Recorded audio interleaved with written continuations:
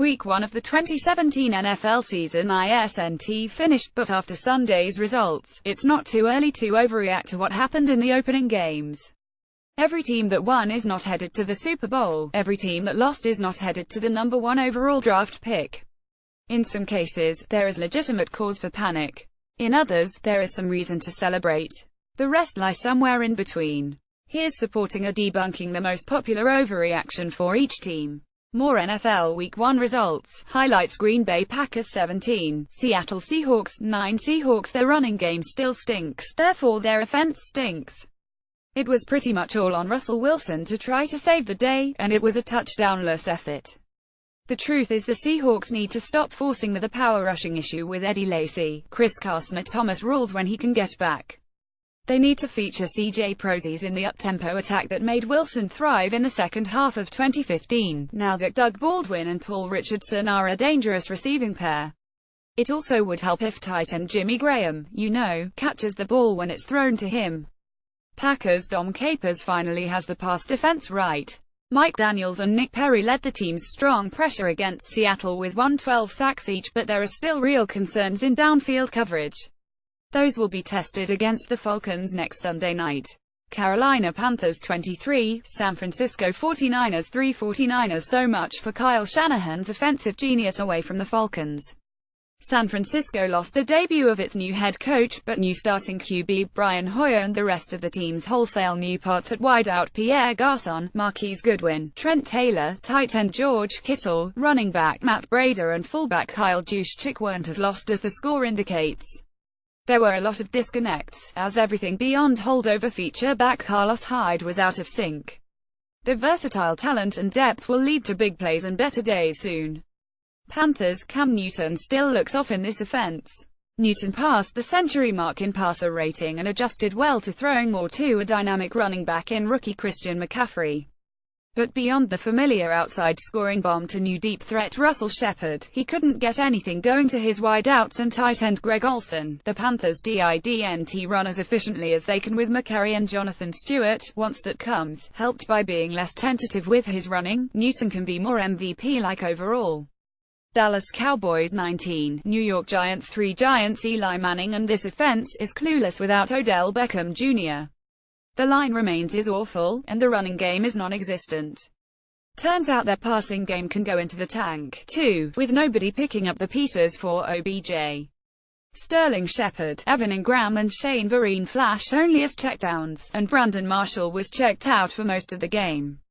It's all true. Cowboys' doomsday is back with all their defensive changes. Eli and his weapons, even without Beckham, were supposed to have success facing a makeshift front and shaky new-look secondary. But Dallas, anchored by Sean Lee and its linebacker core, was in position to clean up everything short or intermediate.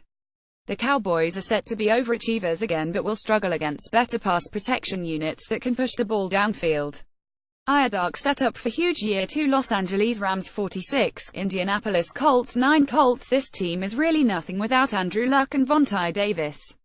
They fell hard missing their offensive leader and best defensive player. Unfortunately, the statement is absolutely true given, they were playing the Rams. Jared Goff, Todd Gurley and the rest of this offense is unstoppable with Sean McVay. Sure, the stats were ridiculously inflated for the Rams' young QB and running back because of Indy being a hapless defensive opponent. But it's pretty clear LA is back to fielding more than a respectable attack with legitimate skill players. Steele who to blame for Colts disaster. Jacksonville Jaguars 29, Houston Texans 7. Texans, they can't do anything with that offensive line. That's definitely a worthy reaction after Houston gave up 10 sacks and showed a sputtering running game that didn't help QBs Tom Savage and Deshaun Watson. But there should also be a lot more concern about a pass rush that has J.J. Watt, Jadeveon Clowney and Whitney Merciless not dropping Blake Bortles once. Jaguars' that pass defense is the best in the NFL. It was already very good last season. It just added A.J. Bowie and Barry Crook to flank Jalen Ramsey and Tashawn Gibson in the secondary and Calais Campbell to empower Miles Jack and the entire front seven. It is capable of more dominant days, especially when the offense is so conveniently complementary with Leonard Fournette. More something different about 2017 Jags Philadelphia Eagles 30, Washington Redskins 17 Redskins Kirk Cousins is a big waste of money and is playing his last season in Washington. The latter might be true regardless, but Cousins didn't suddenly forget how to play in a new-look offense. The team needs to help him by actually trying to stick to the power rushing attack Jay Gruden desires with Rob Kelly and Samaje Perine. Eagles' Carson Wentz has arrived as an elite quarterback. He had a great game, the best of his young career to open year 2. He made some incredible throws, including the post-scramble 50-yard touchdown to Nelson Agholor, but he also threw a pick six to keep the Redskins in the game and took some heat with little help from the running game. He's headed in the right direction, but there will be plenty more lumps ahead as a sophomore. More Wentz triggers Michael Vick nostalgia. Baltimore Ravens 20, Cincinnati Bengals 0. Bengals Andy Dalton needs to benched for A.J. McCarron, effective immediately. Dalton used to be reliable in 1 p.m. ET home games at the very least. But he was an absolute mess, looking like a rookie in the headlights versus Baltimore's pressure. He was sacked 5 times and had 5 turnovers, including 4 INTs versus only 16 completions. Now he has to play in his least favorite time slot, at night, on Thursday, versus the team that's given him the most trouble, Houston. The whispers may be heard with another meltdown, given the Bengals would then have a long week to prepare McCarron to start in Green Bay. Ravens: the defense is about to party like it's 2000. Nothing like a shutout in AFC North play to remind fans of daunting defenses past. Their strong front exploited one of the worst defensive lines in the NFL, leaving easy pickings for the secondary. Let's see how things go when they play the Steelers and Raiders back-to-back in a few weeks. More Bengals: NFL's worst team Oakland Raiders 26, Tennessee Titans 16. Titans: the running game isn't working anymore with DeMarco Murray. Run blocking was Tennessee's huge asset last season, but the team sputtered on the ground, which reined back Marcus Mariota through the air. Murray, who wore down in the second half of last season, looks like the big mileage is catching up to him. It might be time to feature Derrick Henry soon. Raiders: Khalil Mack has a big-time defense around him, too. Oakland played over its head, given its significant deficiencies at linebacker and in the secondary behind Mack. It will probably look better than it is again versus the Jets next week. Pittsburgh Steelers 21, Cleveland Browns 18. Browns: they cannot run the ball to save DeShone Kizer's life. Hugh Jackson wants to have a run-first defense, especially to take pressure off his rookie QB. But Isaiah Crowell had only 33 yards on 17 carries.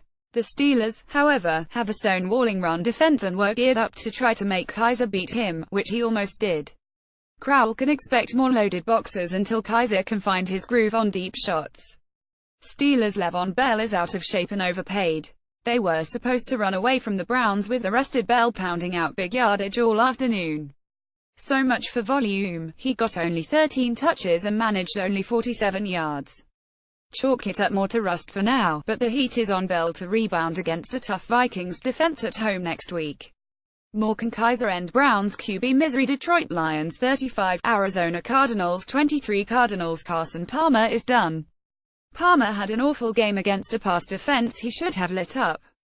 He was thrown quickly out of whack by the ineffectiveness and injury of David Johnson, who could be out for a while. The 37-year-old is one of the league's most dependent QBs, to the point losing Johnson is a monstrous blow. Arizona is stuck with him, though, as there's no young upside guy behind him, just Drew Stanton and Blaine Gabbert. Lions: Kenny Golladay is the new Megatron. Golladay lived up to every bit of the off-season hype as their big, speedy number 3 receiver, delivering both a long TD downfield and a short TD in the red zone, both in the fourth quarter as Matthew Stafford led another comeback. Golden Tate is the number 1, and Marvin Jones Jr. is a solid number 2.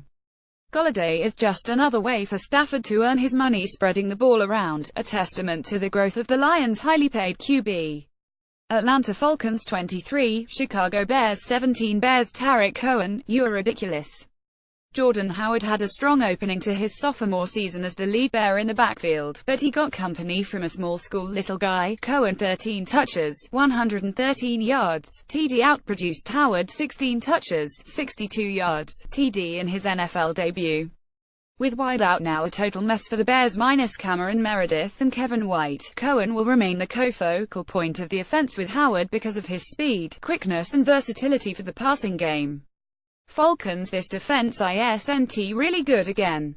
Brooks Red saved the game with his second sack of Mike Glennon in the waning seconds, with the Bears in position to score the game-winning TD. Given the limitations of Chicago's offense, it was a little disappointing to see the Bears move the ball so well at times. Still, holding off a comeback was a good start for a young, fast unit that's closer to gelling. More Cohen breakout part of Bears plan. Buffalo Bills 21, New York Jets 12. Jets: this looks like the worst team ever. Hard to disagree there, with the early results living down to expectations. Bills: they're the new favorites in the AFC East. With the Patriots losing and the Dolphins not playing, the Bills are alone in first place in the division. Games against the Panthers, Broncos and Falcons, and not the NFL's junior varsity team, will help curb that enthusiasm.